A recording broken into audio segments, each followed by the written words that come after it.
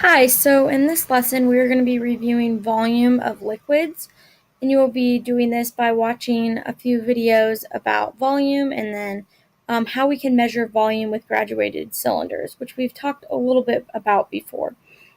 And then once you complete those videos by watching them, you will move on to your activity in which we will be using Flipgrid, which we've worked with a little bit before, to create our own word problem that incorporates volume and then also either addition, subtraction, multiplication, or division. So here you have an option of what kind of a problem you want to use, whether it be adding, subtracting, multiplying, or dividing. So you get to pick that, and it only has to include one of those. But the problem does have to include volume. So I have provided some examples, but the examples don't quite relate specifically to volume, but rather mass, which we have done before. Because I don't want I don't want you just to use my example and then just change a little bit, like the numbers, to create your word problem about volume. So you have those examples for you that you can build off of, but keep in mind that they do not include volume because I'm kind of challenging you to come up with your own because I want to see your own creative minds go to work in creating that problem.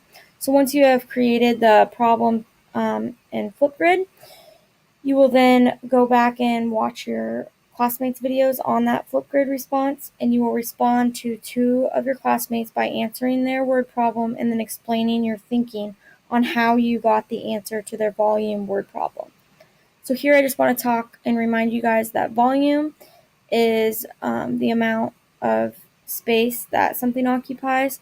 So here when we're talking about volumes of liquids, which is what we're going to be discussing, what you're going to be watching the videos are about, we want to use our graduated cylinder to see how much water, how much space the water occupies. So here we can see 800 milliliters.